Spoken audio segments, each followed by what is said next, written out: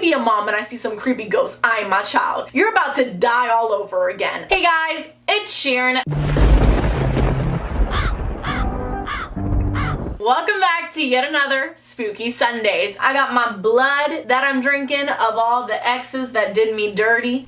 The taste of sweet revenge. Anyways, if you guys haven't figured this out yet, every October I do a series called Spooky Sundays. So I do have a bunch more Spooky Sundays on my channel from past years and from this year. This is the third one of this year, and I'm very excited for this one because it is your ghost stories. So these are actual ghost stories that happen to you guys. Whether or not they're true, I hope you're telling the truth. So I'm gonna go with they actually are true. Anyways, if you guys do want to see more videos like this, give us a thumbs up and comment down below. Also, follow me on my Instagram and my Twitter so you can view my videos just like this one, and if you want to see more, subscribe for more. There will be one more Spooky Sunday next Sunday because it is the last Sunday in October, which I'm very sad because we love spooks, you know, but all good things must come to an end. Anyways, get ready for some ghost stories. This is gonna be fun. I was at my best friend's for a night stay and we were watching horror movies. We dared ourselves to go out and start exercising while singing "Who Let the Ghost Out? Boo, boo." Next thing we know, we see two shadows exercising next to us, but no people. We ran our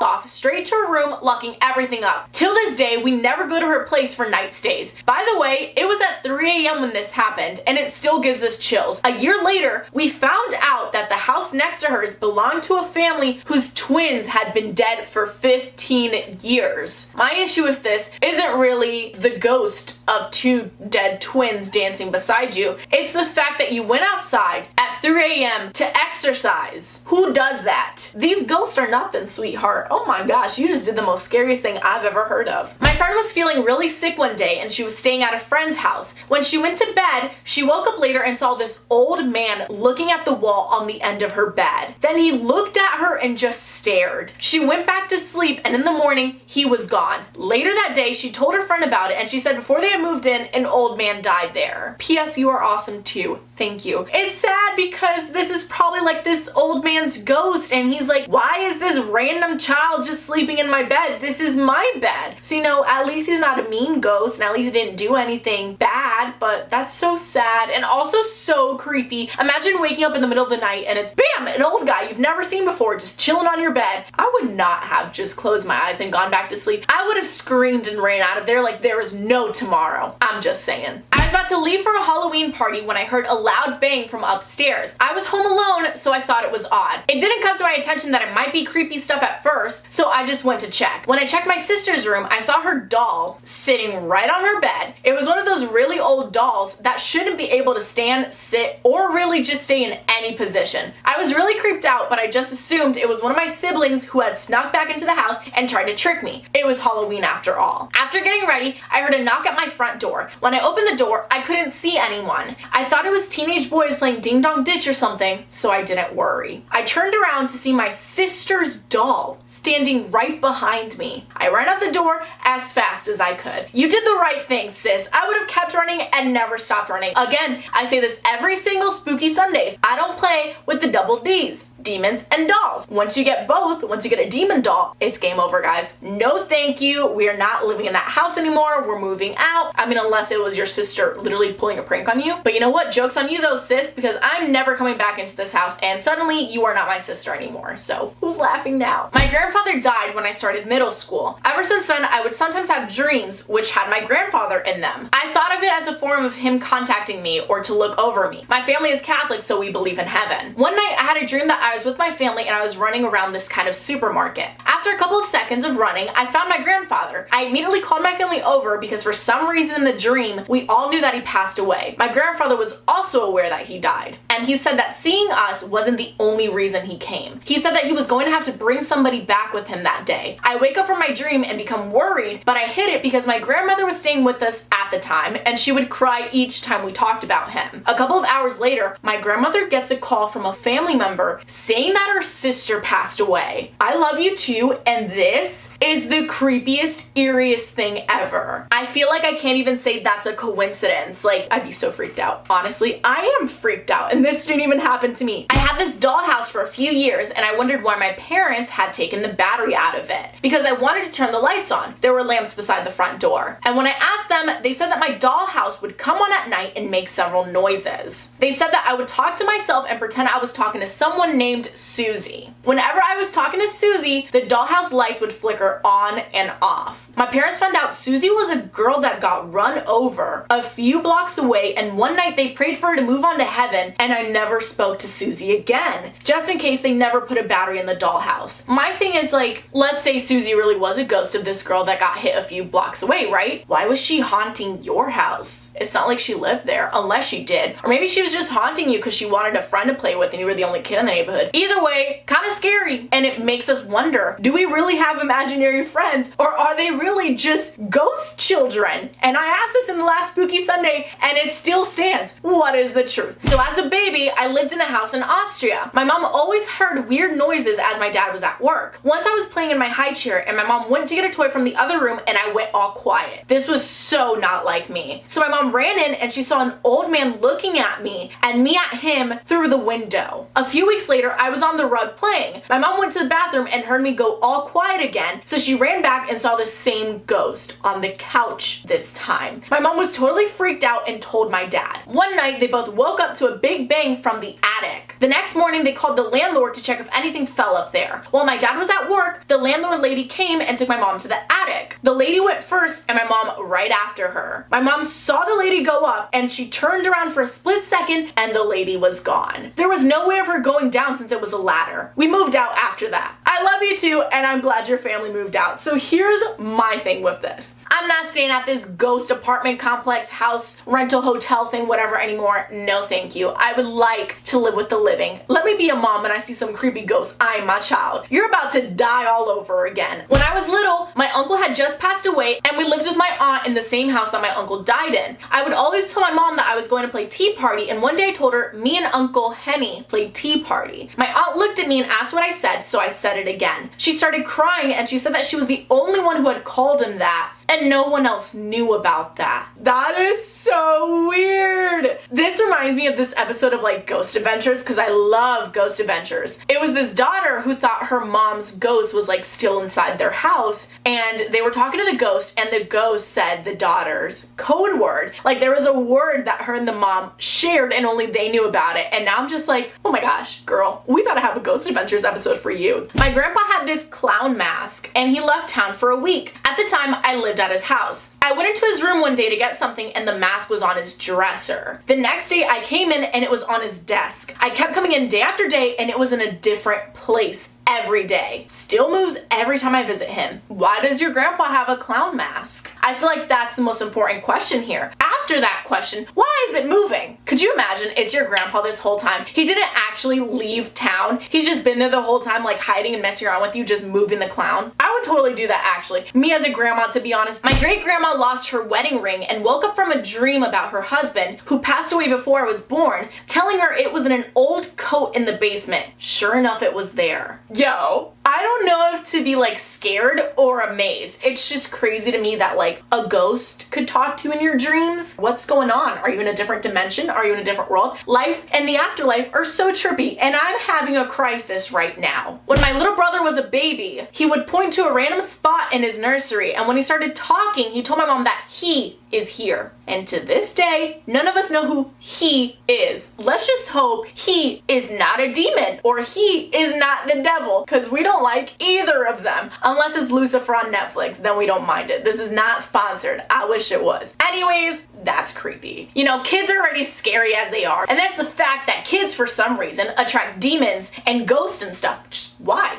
It just sounds like kids are a bad idea in general, even though we were all once kids and we wouldn't be here if we weren't kids. Still. I was taking those dumb quizzes on YouTube and it said there's a ghost in your room. So I said, if there's really a ghost in here, make a noise. I look all around my room and out of nowhere, I see a shoebox from the corner of my shelf move and drop to the floor. Honey, you know what that ghost said? That ghost said, all right, bet. Boof. Boof. Is that even a word? I didn't know YouTube had quizzes. There was a girl in a white gown on the side of the road and she asked if I would give her a ride. I said yes without thinking, and when I looked through the rear view rearview mirror, she had all black eyes and red tears coming down her cheek. I turned to look back and she was gone. And to be honest, that'll teach me to never say yes to a hitchhiker ever again. Lesson learned, traumatization activated. I was home alone doing my homework when I hear tapping coming from the vents. I realized that what's making noise isn't the weather because it wasn't raining outside, so it would have to be a person. I locked myself in my room and hid in a corner waiting for my cousin to come home. I told him about what happened, and when my dad went to go check the basement for the noise, the chairs were in a circle with candles and the lights were off. We called the police and they didn't find anyone. I love you too, and it sounds like whoever or whatever was in your basement was literally having a satanic ritual. Some seance type of stuff right here. Listen, no thank you. I'm about to skedaddle my way out of here. We're not playing with the devil tonight. That's what you get for doing homework, guys. I'm kidding, please do your homework. So we have a family home in England that my dad inherited. It's over 300 years old and we go there once or twice a year. This year I went there during the summer, and when I went to the library, I heard a strange sound coming from the back, so I followed it and saw a girl looking at an old book that looked like an album. A few seconds later, she disappeared. Turns out that girl was my great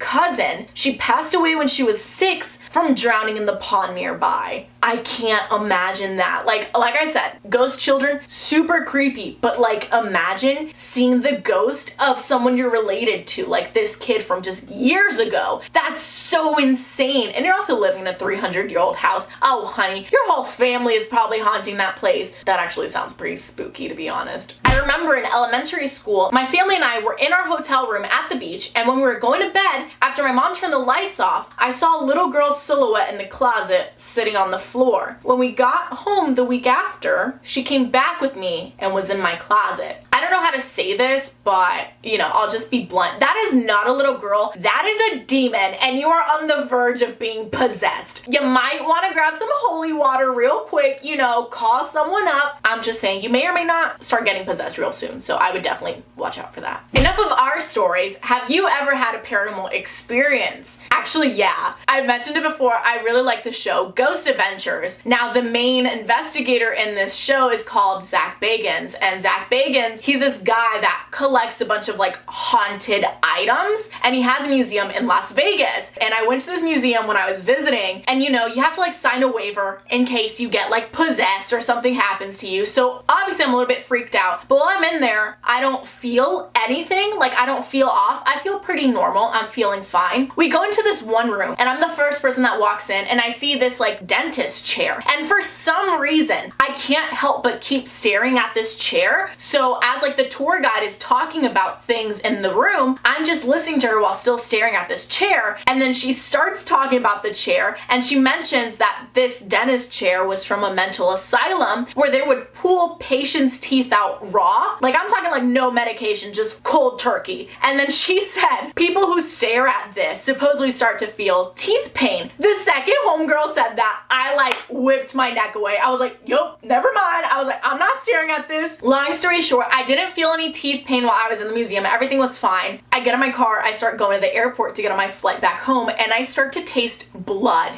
in my mouth. And at that point, I was just like, holy crap, why am I tasting blood?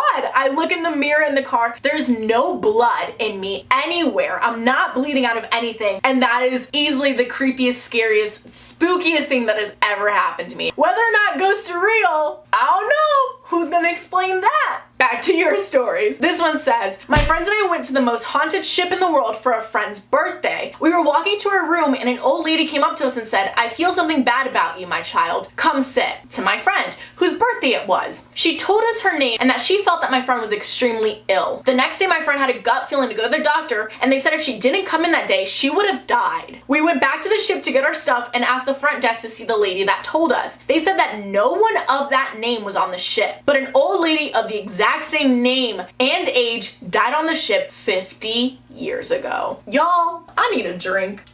the spooks are too much this time. On the bright side, this ghost has your back. So this ghost is a real one. She literally just saved your friend's life. So shout out to that woman. Imagine just some random lady coming up to you and being like, hey, you're close to death. Go check that out. Then you get it checked out and it turns out that old lady was dead. Everything's fine. Anyways, this is gonna be the last one, and it says, I live in San Antonio, Texas, and in our city, we have this urban legend called the Donkey Lady Bridge. A group of friends and I went there to play the Ouija board, and we stopped playing because we were laughing and singing in the woods. No one was out there though. A week later, my friend who owned the game died. It's been really hard for me to talk about, but I think I am ready. No one believes us, though when we got her autopsy back, it said, cause of death unknown. I'm so sorry for your loss. I think they need to edit cause of death. Demons. I have never played with an Ouija board, and will I ever? No. That's so terrifying. Wow. Anyways, after ending on that dark note, if you guys did enjoy this video, give us a thumbs up and go ahead and comment your own ghost stories if you have any. Shout out of the week goes to Anya, and you are Anya Pie on Instagram. I hope I said your name right. Anyways, if you guys do want to be shout out of the week, just follow me on my Instagram and stay active. And of course, if you want to see more videos and more spooky Sundays, I do have one more next Sunday, and of course you can subscribe for more. But all that being said, ladies, gentlemen, ghost spirits, I will see you next time. Bye!